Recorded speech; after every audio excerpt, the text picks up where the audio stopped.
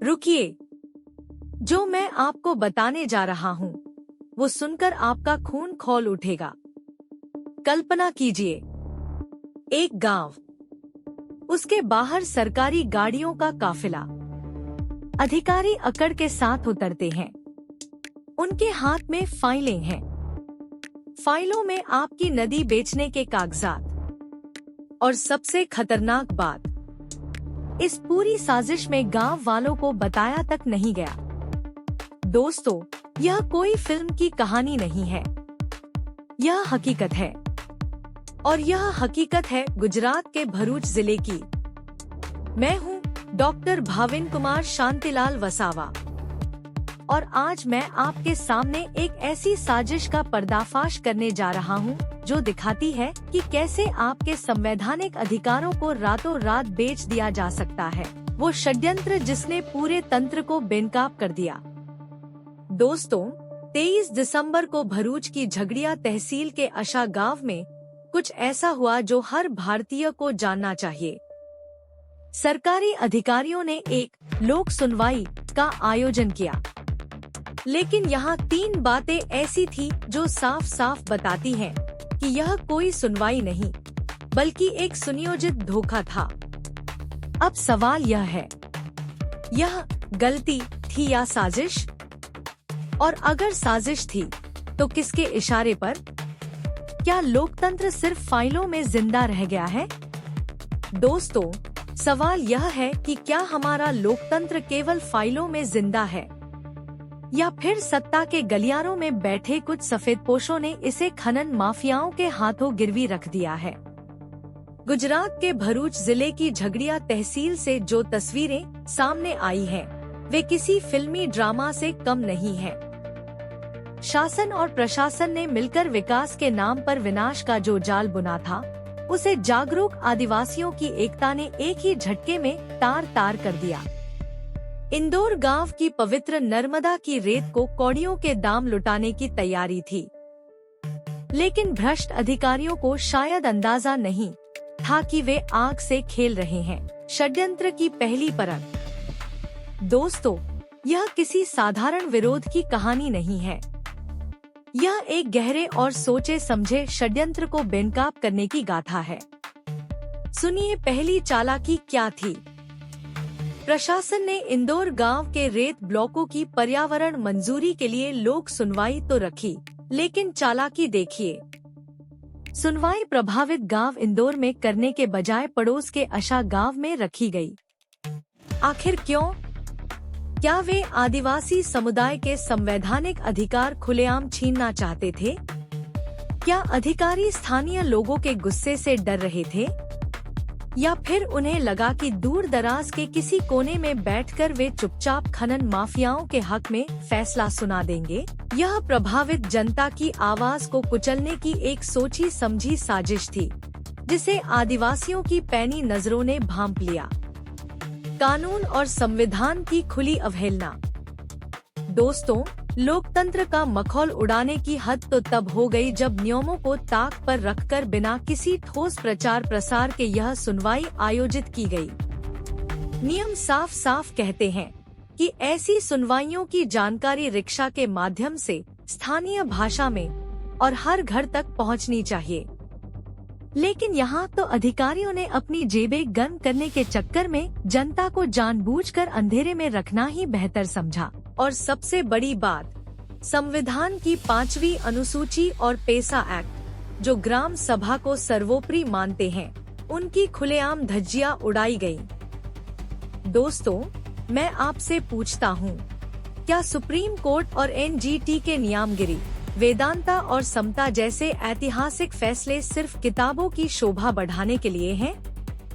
नहीं ना, ये फैसले हमारे अधिकारों की रक्षा के लिए हैं। जब टूटा जनता के सब्र का बांध। अब सुनिए क्या हुआ जब लोक सुनवाई के नाम पर यह नाटक शुरू हुआ।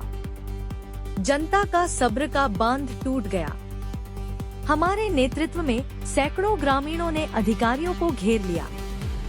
गुजरात प्रदूषण नियंत्रण बोर्ड की क्षेत्रीय अधिकारी डॉक्टर साहिबा और प्रांत अधिकारी के पास ग्रामीणों के तीखे सवालों का कोई जवाब नहीं था।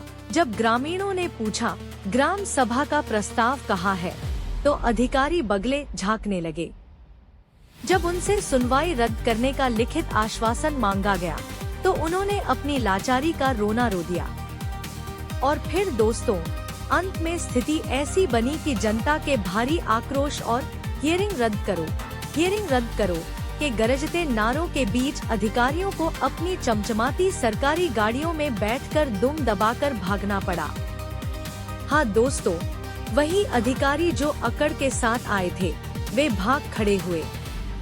यह सिर्फ रेत का मुद्दा नहीं है दोस्तों, समझिए कि यह केवल रेत की लीज का मुद्दा नहीं है। यह नर्मदा मैया के अस्तित्व और हजारों परिवारों की आजीविका की लड़ाई है। अगर यहाँ भारी भारी मशीनें चली तो क्या होगा? मछुआरों का जाल खाली हो जाएगा, किसानों की उपजाऊ जमीन बंजर बन जाएगी, पानी का स्तर गिर जाएगा और सबसे खतरनाक बात, रेत माफियाओं की अवैध खुदाई से बने 80-80 फीट गहरे गड्ढे पहले ही कई युवाओं की जान ले चुके हैं। दोस्तों, मैं पूछता हूँ, क्या सरकार और मासूमों की बलि चाहती है? क्या हमारी नर्मदा मैया को लूटने का लाइसेंस इन माफियाओं को दे दिया जाएगा? हमारी खुली चेतावनी, प्रशासन को हमने साफ साफ संदेश दे दिया है। यदि यह पूरी प्रक्रिया तुरंत रद्द नहीं की गई, तो आदिवासियों का यह सैलाब सीधे कलेक्टर कचहरी के बाहर टकराएगा। और यह कोई खोखली धमकी नहीं है दोस्तों, यह हमारी प्रतिबद्धता है। हम अपने संवैधानिक अधिकारों के लिए किसी भी हद तक जाएंगे। एकता की ताकत। दोस्तों, आज की यह जीत केवल हम आदिवासियों की नहीं है, यह जीत उन सभी समुदायों की है जो अपने संवैधानिक अधिकारों के लिए एकजुट हुए हैं। जब आदिवासी, किसान, मछुआरे और सभी समुदाय एक साथ कंधे से कंधा मिलाकर खड़े होते हैं, तो बड़े से बड़ा तंत्र भी कांपने लगता है।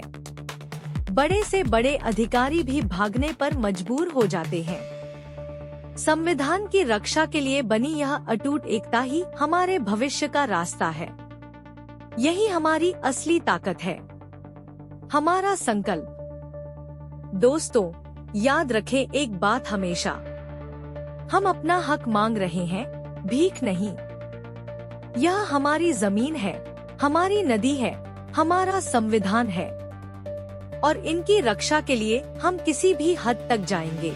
नर्मदा मैया की कोख बेचने की किसी भी साजिश को हम नाकाम करेंगे, क्योंकि हम जानते हैं कि जब जनता जागती है तो तंत्र कांपता है। आपसे अनुरोध, यदि आपके क्षेत्र में भी ऐसी साजिशें चल रही हैं, तो एकजुट हो जाइए।